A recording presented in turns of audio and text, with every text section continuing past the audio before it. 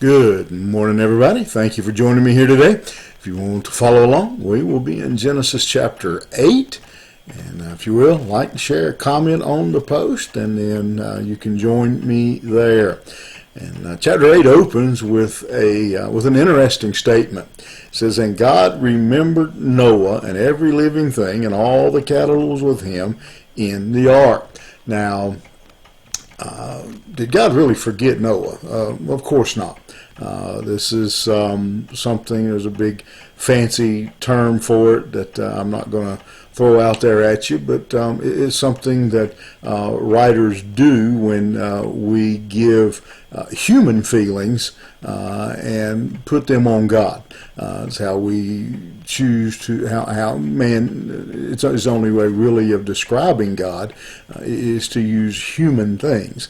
And so certainly God didn't forget Noah, but I think maybe there's a play on words there. Maybe by now Noah thought he'd been forgotten.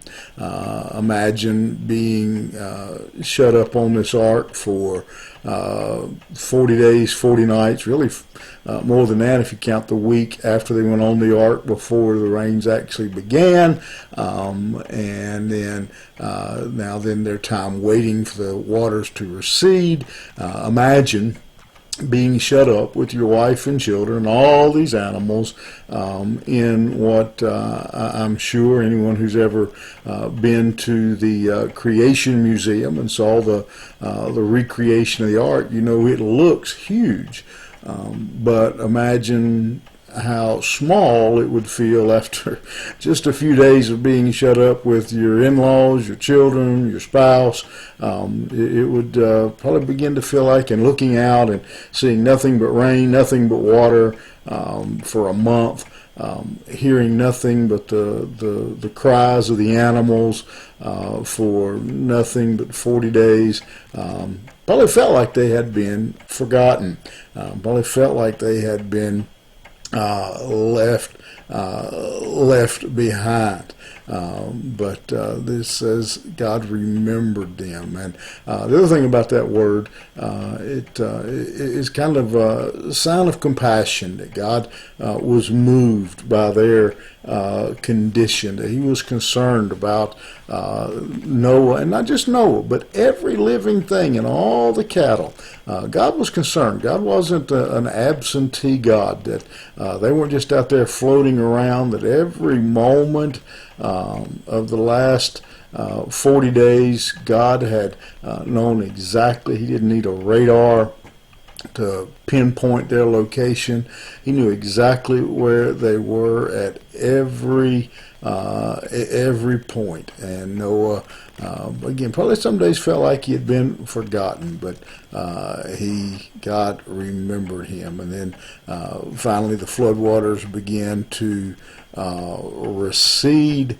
Another 5 months, 150 days it takes for the waters to go back, and then God basically does what he did at creation, divides the waters from the earth, and brings Noah, settles the ark down, sets the ark, parks the ark.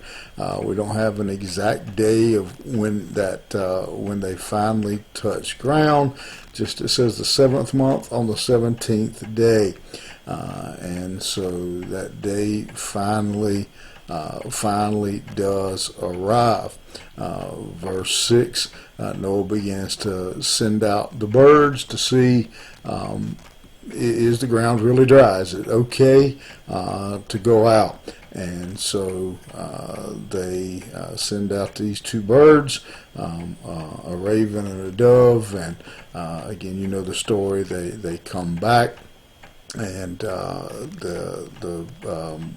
come back with as they come back, and eventually they fail to return, and Noah knows then that it is good, safe to go outside to leave the ark. But pretty straightforward story. Well, maybe not necessarily straightforward when you're talking about flooding the earth, but the piece of it that I just want to reflect back to, the part that as I read over this just really struck me again, was God remembering Noah and all the animals. No detail too small for God in your life. You may feel like Noah today. You may feel like you're floating around in a great big sea, no dry land in sight, that you're all alone, nothing but those crying kids you're surrounded by, those complaining coworkers you're surrounded by. I don't know what animals you're surrounded by today, but know this: God hasn't forgotten you. Keep that in mind. Have a good one. We'll see you here tomorrow morning.